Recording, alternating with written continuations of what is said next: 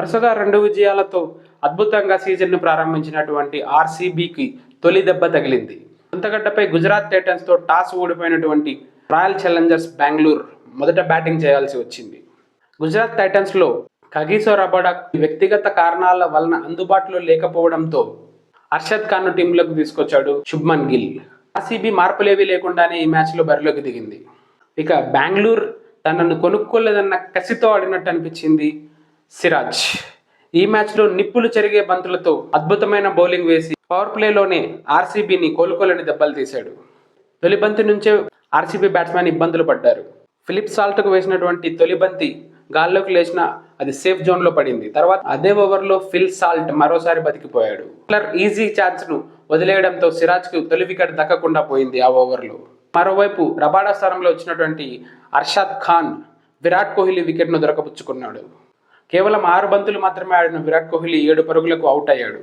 ఇక తొలి ఓవర్లో లక్ లేకుండా ఉన్నటువంటి సిరాజ్ రెండవ ఓవర్లో దేవదత్ పడిక్కల్ను బౌల్డ్ చేశాడు. 5వ ఓవర్లో కూడా సిరాజ్ మరొక వికెట్ను తీసుకున్నాడు. ఫిల్ సాల్ట్ను ఈసారి బౌల్డ్ చేశాడు మొహమ్మద్ సిరాజ్. దీంతో పవర్ ప్లే ముగిసే సమయానికి ఆర్సీబీ కేవలం 38 పరుగులకే 3 కీలక వికెట్లను నష్టపోయింది. పవర్ ప్లే తర్వాతి ఓవర్లో ఇషాంత్ శర్మ ఆర్సీబీని మరో దెబ్బ తీశాడు. ఆర్సీబీ కెప్టెన్ రచిత్ పతిదార్ను ఎల్బీడబ్ల్యూగా వెనక్కి పంపాడు. దీంతో 50 పరుగులు కూడా చేయకుండానే ఆర్సీబీ 4 కీలక వికెట్లను కోల్పోయింది. జితేష్ శర్మ, లేమ్ లివింగ్స్టోన్ కాసేపు వికెట్ల పతనాన్ని అడ్డుకున్నారు. జట్టు స్కోరును 12 ఓవర్లలోనే 90 పరుగులు దాటించారు. కానీ 13వ ఓవర్లో బౌలింగ్ వచ్చినటువంటి సాయి కిషోర్ 21 బంతుల్లో 5 ఫోర్లు 1 సిక్సర్ సహాయంతో 33 పరుగులు చేసినటువంటి జితేష్ శర్మను అవుట్ చేశాడు. రషీద్ ఖాన్ బౌలింగ్లో బట్లర్ స్టంపింగ్ని మిస్ చేయడంతో బతికిపోయినటువంటి లివింగ్స్టోన్ జట్టు స్కోరును ముందుకు నడిపాడు. ఈ మ్యాచ్లో బట్లర్ వికెట్ కీపింగ్ గుజరాత్ టైటన్స్ను కాసింత ఇబ్బంది పెట్టింది. 40 బంతులు ఎదుర్కొన్నటువంటి లేమ్ లివింగ్స్టోన్ 54 పరుగులు రాబట్టాడు. ఇందులో 1 ఫోర్ 5 సిక్సర్లు ఉన్నాయి. కానీ కృణాల్ పాండ్యా 5 పరుగులకు వెనుదిరిగాడు. కృణాల్ పాండ్యా అవుట్ అయిన తర్వాత లివింగ్స్టోన్కు టిమ్ డేవిడ్ జత కలిశాడు. 18 బంతులు ఎదుర్కొన్నటువంటి Tim David typical finisher role బాగా ఆడాడు.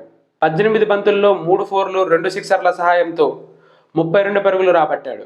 వీళ్ళిద్దరూ 24 బంతుల్లోనే 46 పరుగుల భాగస్వామ్యాన్ని నెలకొల్పారు. 18వ ఓవర్లో రషీద్ ఖాన్కు 3 సిక్సర్లు కొట్టినటువంటి లివింగ్స్టోన్ అర్ధ సెంచరీని పూర్తి చేసుకున్నాడు. ఓవర్లో సిరాజ్ లేమ్ లివింగ్స్టోన్ని అవుట్ చేశాడు. సిరాజ్ కేవలం 4 పరుగులు మాత్రమే ఇచ్చాడు 19వ ఓవర్లో లేమ్ లివింగ్స్టోన్ వికెట్ని తీసుకుని. ఓవర్లో ప్రసిద్ధ్ కృష్ణకు టిమ్ డేవిడ్ 16 పరుగులు కొట్టాడు.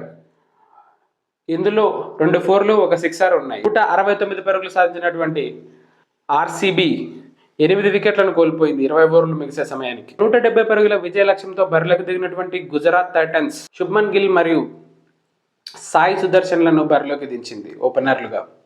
భువనేశ్వర్ హ్యాజల్వుడ్ అద్భుతంగా బౌలింగ్ చేయడంతో మొదట్లో పరుగులు రావడం కాసింత ఇబ్బందిగా మారింది. 14 బంతులు ఎదుర్కొన్నటువంటి శుభ్మన్ గిల్ కేవలం 14 పరుగులు మాత్రమే సాధించి భువనేశ్వర్ కుమార్ బౌలింగ్లో అవుట్ అయ్యాడు. కానీ అప్పుడే జాస్ బట్లర్ వచ్చాడు. అప్పటి నుంచి గుజరాత్ టైటన్స్ పరుగుల వేట చాలా గట్టిగానే సాగింది. 5 ఓవర్లకు 33 పరుగులు ఉన్న స్టేజ్ నుంచి 12 ఓవర్లు ముగిసే సమయానికి 105 పరుగులకు తీసుకెళ్లారు. అర్ధ సెంచరీ చేశాడనుకున్నటువంటి సాయి సుదర్శన్ అర్ధ సెంచరీకి కేవలం 1 పరుగు దూరంలో అవుట్ అయ్యాడు. 7 ఫోర్లు 1 సిక్సర్ సహాయంతో 49 పరుగులు చేసి హ్యాజల్వుడ్ బౌలింగ్లో అవుట్ అయ్యాడు. ఆర్సీబీ పైన భీకర రికార్డు ఉన్నటువంటి జాస్ బట్లర్ ఈ మ్యాచ్లో కూడా అద్భుతంగా ఆడాడు. 39 బంతులు ఎదుర్కొన్నటువంటి జాస్ బట్లర్ 5 ఫోర్లు 6 సిక్సర్ల సహాయంతో 73 పరుగులు చేసి గుజరాత్ టైటన్స్ విజయంలో కీలక పాత్ర పోషించాడు. షేన్ రుతన్ఫర్డ్ కూడా కేవలం 18 బంతుల్లో 30 పరుగులు సాధించడంతో గుజరాత్ టైటన్స్ ఇంకా 2.1 ఓవర్లు మిగిలి ఉండగానే విజయ లక్ష్యాన్ని ఛేదించింది.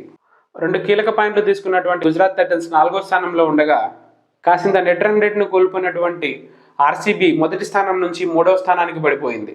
ఐపీఎల్లో తర్వాతి మ్యాచ్ అయినటువంటి 15వ మ్యాచ్ కోల్కతా నైట్ రైడర్స్ మరియు సన్ రైజర్స్ హైదరాబాద్ మధ్య ఈడెన్ గార్డెన్స్లో జరుగుతుంది. ఆ మ్యాచ్ విశేషాలతో తర్వాత కలుద్దాం. అప్పటి వరకు టేక్ కేర్.